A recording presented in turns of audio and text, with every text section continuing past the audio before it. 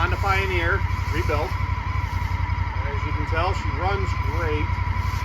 I still got to look into the shifting a little bit, but I'm not used to the Honda Pioneer to know how they're supposed to shift. But runs spectacular. And you can see I got the lift on the rear also, along with the tire change out. I still have the red plastic on the front. It don't look horrible, but as soon as I do come across white plastic, I will be putting that on there.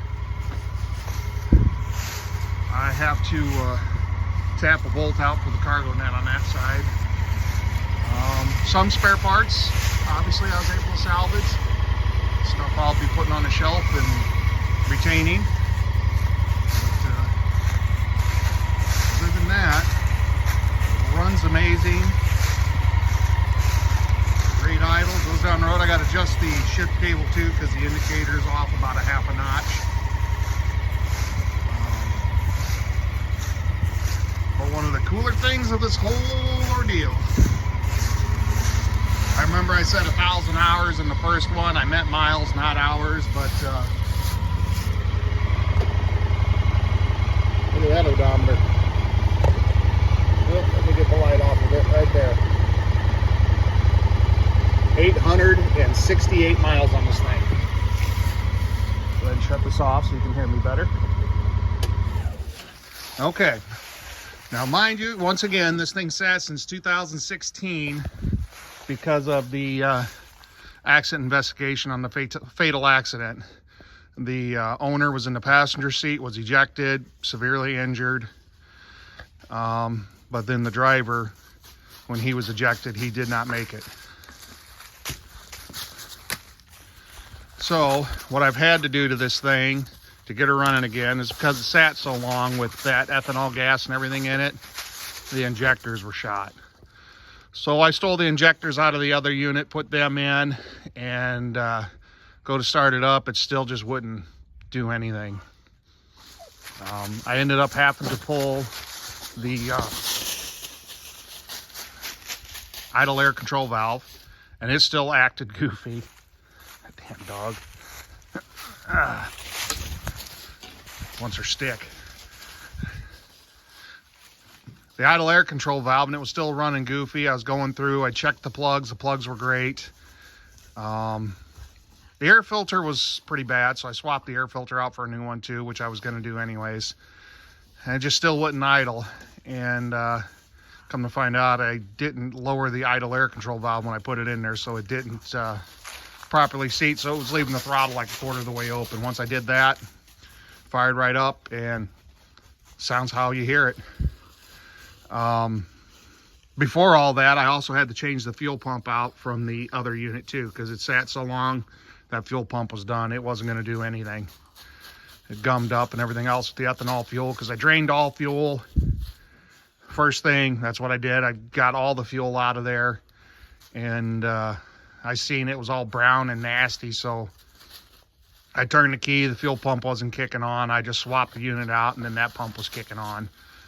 So then from there, didn't start. Changed out the air filter, and then I moved to the injectors. And then the injectors with that, it wasn't fire still. I did the idle air control valve, and then that's where I farted around with that for the past week. But that's what I ended up having to do.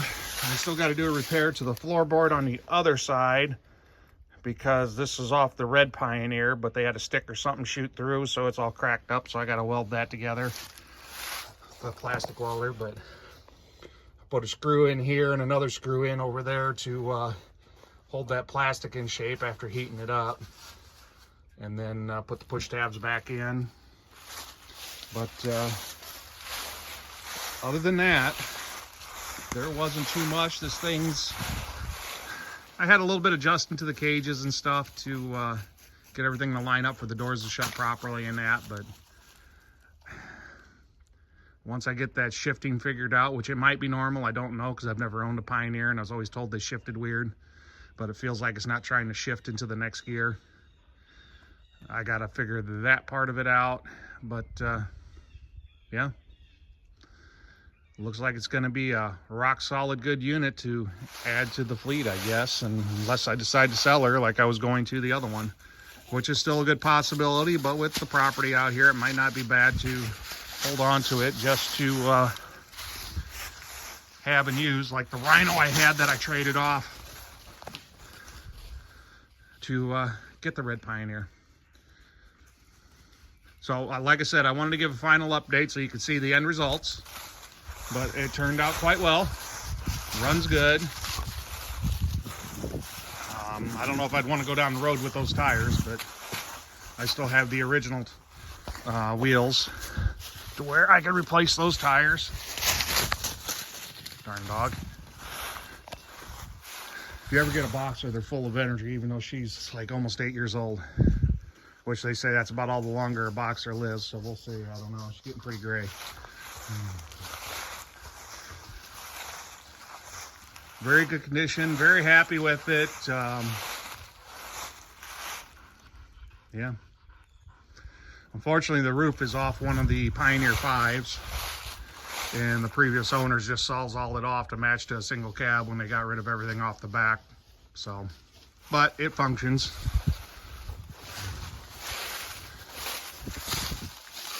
There's the spot in the floorboard where a branch or something had came through at one point, but I got that plastic welder right there, and I'll just weld some staple kind of things to it and seal her up, and then probably epoxy it.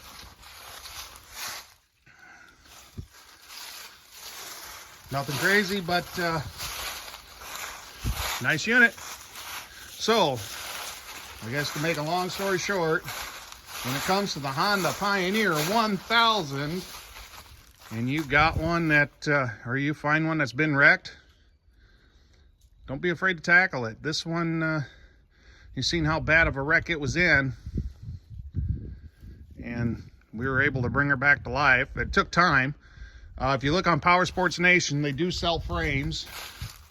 So you can get the rear frame, which is from right here back, as you've seen in the videos, the front frame, and then the top actual bolts across up here. That's got all your stuff on there. But they sell all those parts through Power Sports Nation. Not sponsored by them, not promoted by them. Stuff I've seen. When I was eyeballing, just trying to get prices of some of the stuff I'll be selling myself on eBay. And I do have a rear frame that'll have a bill of sale with it with a clean VIN, but who knows, maybe I find another one where the back end was wrecked and I use that frame. But a lot of people don't know you can do this kind of stuff. So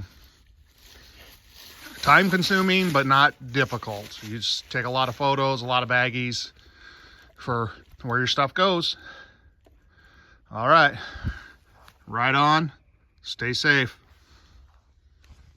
Quadzilla out.